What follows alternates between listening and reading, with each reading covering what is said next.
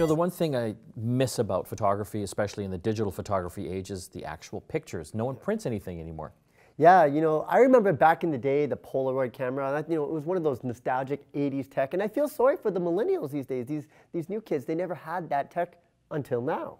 Well, we've got something called the Prynt Pocket iPhone printer. This works with anything from an iPhone 5 and up. It's got an adjustable little base here. You put the phone into the actual printer. It's got a lightning connector on the bottom, and on the side here, it's got a print tray, so you can fill this up with what's called zinc paper.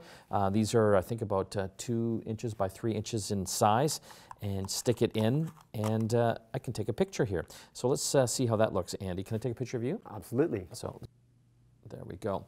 And now I can just hit the print button right on the screen, and presto kazinga, in seconds, this thing is going to start printing out. And that's kind of a cool thing. You know, Polaroid photos are back, baby. Yes, and it's great for parties. If you're having a birthday party with the little ones and you want to give some photos to people while you're taking them, this will be able to do that. What I like is that this works with all the latest iPhones as well. So this is something that you can put in your case or your purse and be the life of the party no matter where you go. We've actually taken a few pictures here before the segment, and you know, they turn out really well. There's no ink or anything. Everything is right on the paper itself, so you don't have to worry about refilling ink cartridges or anything. You just buy the pack of paper. It's called zinc paper again, and you stick it in the tray. Another neat feature is it's got something called live photo feature, and I'll show you what I mean by that.